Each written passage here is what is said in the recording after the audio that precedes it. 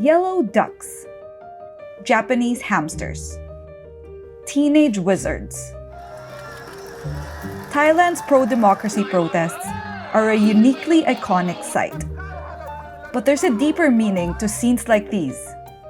A little-known world of symbolism and divine astrology that runs beneath the surface of Bangkok's protest movement. And this symbolism touches on some of the core beliefs behind the movement. Criticism of the king's sweeping powers and the role of military men, like former general and current Prime Minister Prayut Chan-o-cha, in backing the monarchy. This is the hidden language of the biggest protest movement to hit Thailand in more than a decade.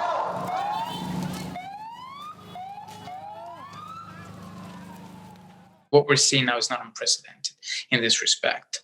What is unprecedented is that monarchic reform is part of the manifesto of the current movement. This is unprecedented.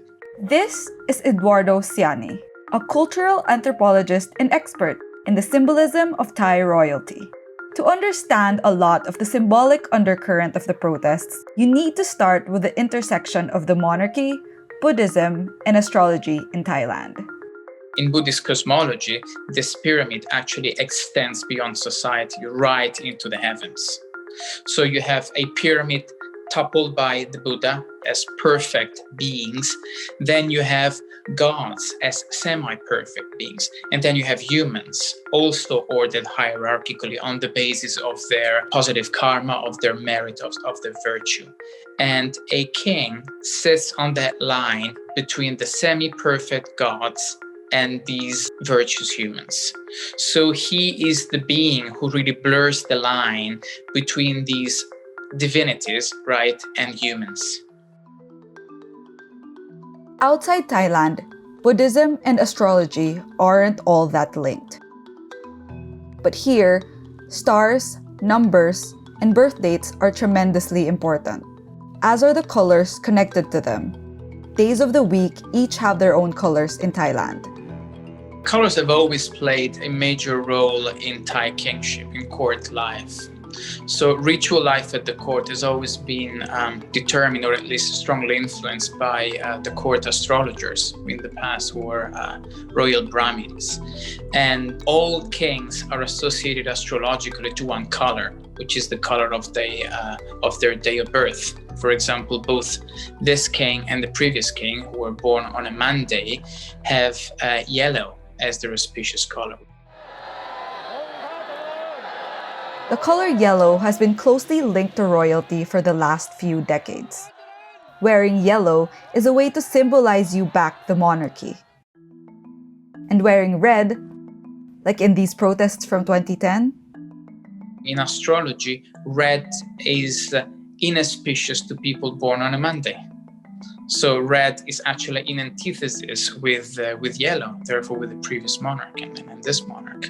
So it's always quite interesting how these astrological codes can actually serve as a lens to make sense of the political conflict. Royal symbolism goes beyond the colors of the protests. When protesters in Bangkok started to carry umbrellas, it reminded most of the protests in Hong Kong.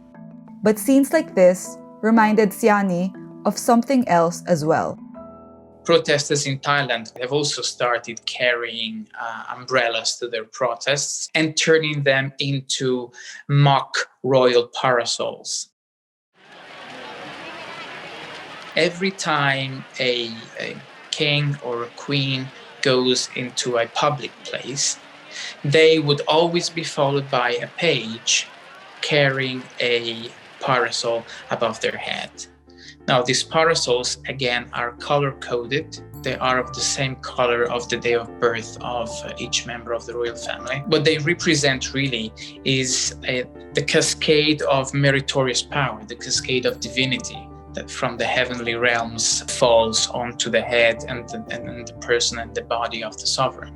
And it's quite interesting how some of the protesters have put together these really between sacred and profane, these catwalks in the middle of the road in downtown Bangkok, whereby they walk dressed like royals, wearing the Thai silk clothes of royals, and they have common umbrellas hanging over their head. Obviously, this is a provocation. The protesters have been using a dove, a white dove, in a similar way to the Garuda. So you see, really, they've given it a similar shape to sign off their manifestos, to sign off their communications. So the Garuda, the half-human, half-bird being that is used as emblem for the Thai state. So the Garuda is supposed to be the vehicle of divine kings. Umbrellas aren't the only protest tactics that have two meanings, one for the wider world and one for the royal court. They use the flashlights from their mobile phones to suggest again their presence as political actors in the kingdom. This is again quite interesting because obviously the use of mobile phone flashlights is not something peculiar of Thailand. You see that in concerts worldwide, and you also saw it at the Hong Kong protests.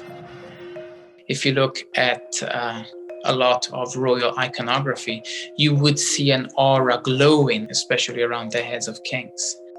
Lights also accompany the daily royal news. Before this segment of the news begins, you would see titles with all these flashes and these sparks.